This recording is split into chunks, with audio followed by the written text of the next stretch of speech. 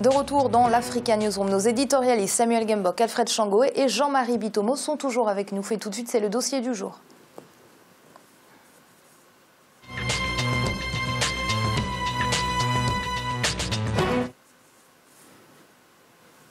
Et on continue toujours notre semaine spéciale consacrée à l'athlétisme sur le continent africain, puis avec un focus spécial sur la Fédération africaine d'athlétisme qui a consenti à faire beaucoup d'efforts pour le rayonnement de l'athlétisme africain sur la scène internationale.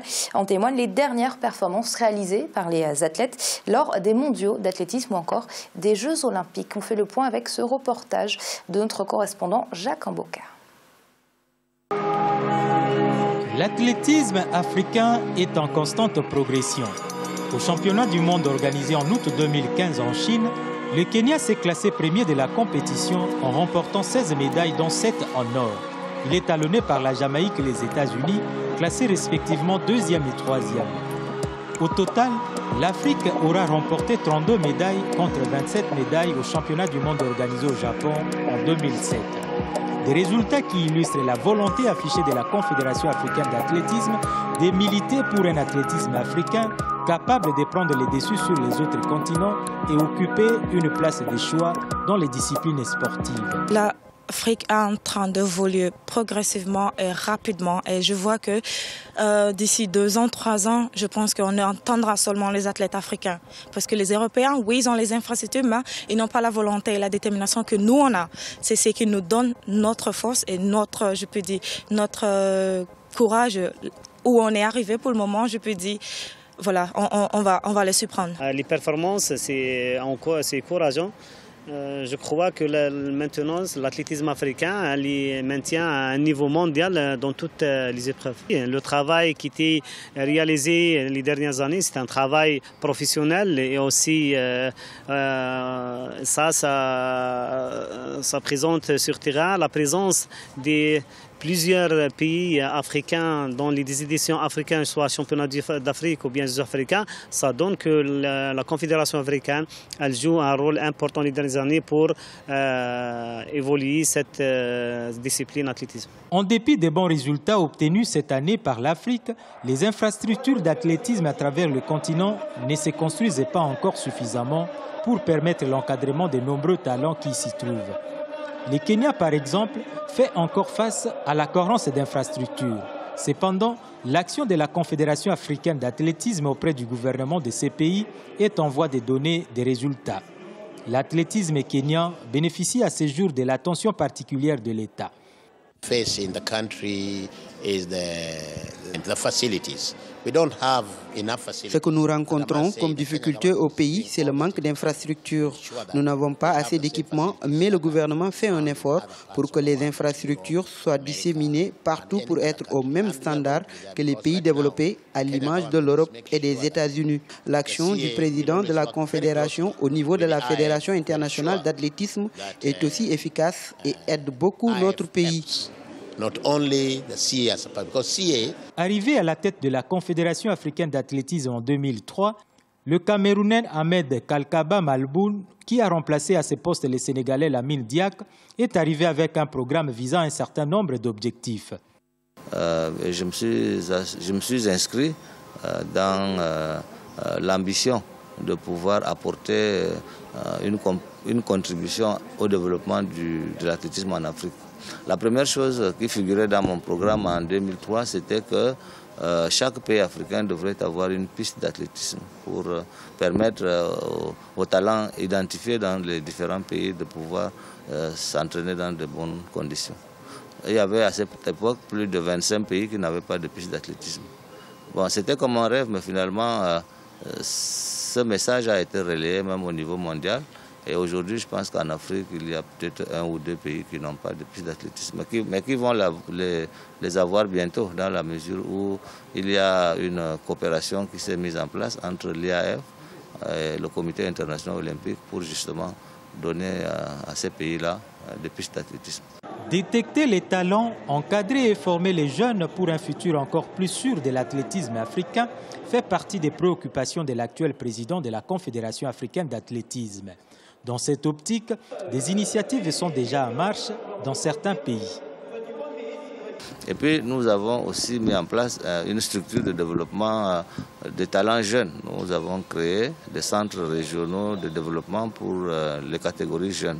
Il y en a un à l'université de Port Harcourt au Nigeria, avec l'expérience qu'aux États-Unis, les meilleurs athlètes se trouvent dans les universités. Et nous avons un centre en Zambie pour l'Afrique australe. Nous avons un autre centre à Lomé pour les Africains de l'Ouest francophone. Et notre ambition, c'est de mettre un centre ici à Brazzaville pour l'Afrique centrale.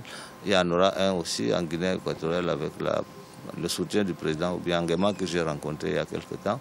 Et nous identifions également les infrastructures nationales d'importance comme l'Académie royale du Maroc, l'Académie des sports d'Éthiopie à Addis Ababa. Et toutes ces structures vont être mobilisées pour permettre aux athlètes d'évoluer dans les meilleures conditions possibles. Dans le souci de faire de cette discipline un réel levier du développement, en 2014, la Confédération africaine d'athlétisme et l'Union africaine ont signé un partenariat dans le but de sensibiliser les États membres à mettre en place des infrastructures sportives et de protéger les athlètes pour qu'ils ne s'expatrient et ne changent pas de nationalité. Les 10 partenariats visent aussi à assister la Confédération dans la lutte contre les phénomènes du dopage en sanctionnant les pourvoyeurs de ces substances et entraîneurs qui soumettent leurs athlètes au dopage. Nul doute, l'athlétisme en Afrique est en progression. L'effectif des pays participant aux 11e Jeux africains de Brazzaville, soit 49 avec plus de 600 athlètes, en est la preuve.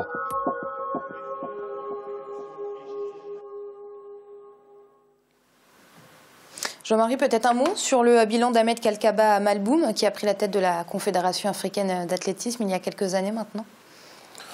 Je pense que c'est un des personnages en Afrique qui comprend très très bien le sport. J'ai eu la chance, Amira, de pouvoir travailler avec le président Kalkaba. C'est quelqu'un qui a une vision globale du sport sur l'Afrique. Et on a eu des discussions là où il est sensibilisé sur la place du sport par rapport aux jeunes Africains. Il a mis en place, c'est quelqu'un qui connaît pratiquement l'univers aussi bien que ce soit militaire du sport en Afrique, que ce soit dans le civil. Au niveau international, si vous voulez, il veut prendre quelque chose, des expériences internationales pour les ramener en Afrique. Et à partir de là, le succès, si vous voulez, arrive dès l'instant qu'on travaille en Afrique. Et c'est quelqu'un qui avait une vision, une ambition du sport pour l'Afrique et qui l'a mise en place depuis pratiquement une décennie aujourd'hui. Et on voit ce que ça apporte comme fruit à l'Afrique.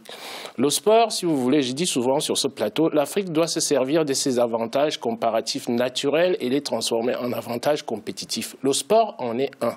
Aujourd'hui, quand on regarde l'univers du sport brasse de l'argent. Mais il n'y a pas que l'argent. À la base, nous courons tous, c'est-à-dire dans les cours d'une école. Et le sport, si vous voulez, vous forme des compétiteurs à un autre niveau, que ce soit dans la vie de tous les jours. Quand on a fait du sport, quand vous avez un sportif qui se lance, par exemple, dans les affaires, il n'a pas le même état d'esprit, comment dirais-je, qu'un individu lambda qui n'a pas fait de sport. Et le président Kalkaba a compris ça. Et pour lui, il s'agit de développer, si vous voulez, de mettre le sport au cœur de l'Afrique, tout simplement. Pourquoi? Parce que l'Afrique regorge d'une jeunesse, on en parle toujours sur ce plateau. S'il y en a certains qui peuvent s'en sortir par le sport, je trouve que c'est une bonne stratégie. Aujourd'hui, le sport n'est plus, si vous voulez, le parent pauvre dont on parlait avant, en particulier l'athlétisme. C'est la pratique la plus simple. Avant d'aller jouer au foot, avant d'aller, comment dirais-je, jouer au tennis, au basket, nous courons tous dans une cour d'une école. Et qu'est-ce qu'on commence à faire? Nous commençons à faire de l'athlétisme. Donc à partir de là, la stratégie qui a été mise en place avec, si vous voulez, une sensibilisation de tous les présidents africains au sport. Moi, j'ai regardé, Amira, j'ai regardé notre cérémonie d'ouverture, si vous voulez, des Jeux de Brazzaville. Elle n'avait rien à envier, si vous voulez, aux cérémonies européennes ici. Donc, ça voudrait dire quoi? Ça voudrait dire que le président Kalkaba a été capable de pouvoir sensibiliser les chefs d'État africains, si vous voulez, à la fonction du sport, à sa place dans la société et à sa place par rapport à la jeunesse dans la société. Donc, je trouve que les stratégies qui sont mises en place, ça peut être, comment dirais-je, une stratégie de développement de l'Afrique par le biais du sport, parce que l'Afrique a des potentialités illimitées en sport aujourd'hui. L'Afrique est capable de pouvoir dominer le monde sportivement. Mais le problème qui se pose, c'est que c'est le manque d'infrastructures criardes en Afrique qui fait en sorte que nous ne sortons pas des champions. Et ces gens-là, ces sportifs-là, à la longue, qu'est-ce qu'ils sont? Ce sont des porte-étendards du pays. Mila en a un exemple concret du Cameroun. Le Cameroun a été connu depuis les années 82, grâce au football, la première Coupe du Monde en Espagne, où vous avez des pays africains qui s'y mettent. Oui, Samuel, on serait tenté de partager l'avis de Jean-Marie. En tout cas, quand on regarde les derniers mondiaux d'athlétisme où l'Afrique a particulièrement brillé, et encore plus le Kenya. Oui, encore plus le Kenya. Ça relève aussi de la volonté politique nationale. On sait très bien que le sport, notamment l'athlétisme, occupe une place importante dans la politique gouvernementale kenyane. Ils savent très bien que c'est un dispositif important, c'est un moyen important pour le rayonnement international du pays. Et donc, si on doit revenir sur le parcours et les performances administratives, si on doit s'exprimer ici du colonel Kalkaba Malboum, il faut dire que c'est quelqu'un qui sait d'abord s'entourer. Il va chercher l'expertise là où elle est pour le meilleur de la Confédération. J'ai, à titre de rappel, un souvenir du professeur Jean-Manuel Pondi. À l'époque, il était le directeur de l'Institut des relations internationales du Cameroun, qui l'a accompagné pour lui donner une bonne lecture internationale des postes de responsabilité qu'il avait, notamment en termes de lecture politique. Donc je pense que c'est quelqu'un au niveau du positionnement qui sait se préparer, qui sait s'entourer, qui sait prendre des décisions. Et les décisions qu'il prend, généralement, sont des décisions qui s'appuient sur des analyses bien préparées sur tous les secteurs. Il ne peut pas prendre une décision pour révolutionner un secteur s'il ne fait pas un diagnostic conséquent. Donc je pense que c'est sa démarche qui l'a amené à faire ce pas important dans le sport africain dans son ensemble. Et depuis qu'il a pris d'ailleurs, même au niveau du Cameroun, le comité national olympique, on voit que malgré le fait qu'il n'y ait pas d'infrastructure, mais il développe une politique qui permet quand même d'inscrire la participation du Cameroun aux grands événements internationaux. Donc on voit très bien que c'est quelqu'un qui a une vision pour le sport, comme Jean-Marie l'a dit, il le connaît beaucoup mieux que moi. Et donc je pense qu'il faut des gens comme ça sur le continent, qui aient d'abord une vision, ensuite qui savent s'entourer pour mettre en œuvre cette vision. Et c'est parfois l'entourage des leaders qui pose problème. Alfred, un vrai visionnaire, Monsieur Kalkaba Malboum?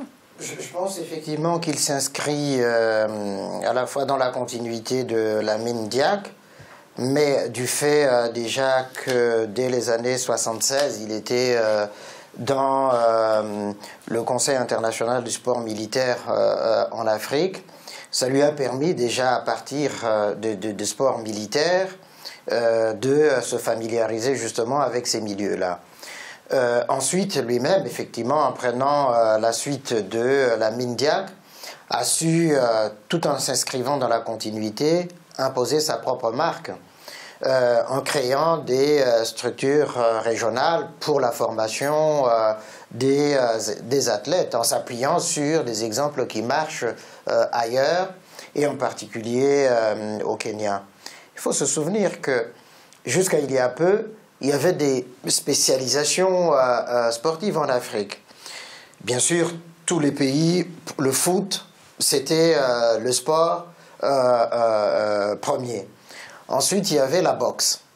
Là, effectivement, beaucoup d'athlètes sont sortis, beaucoup de champions.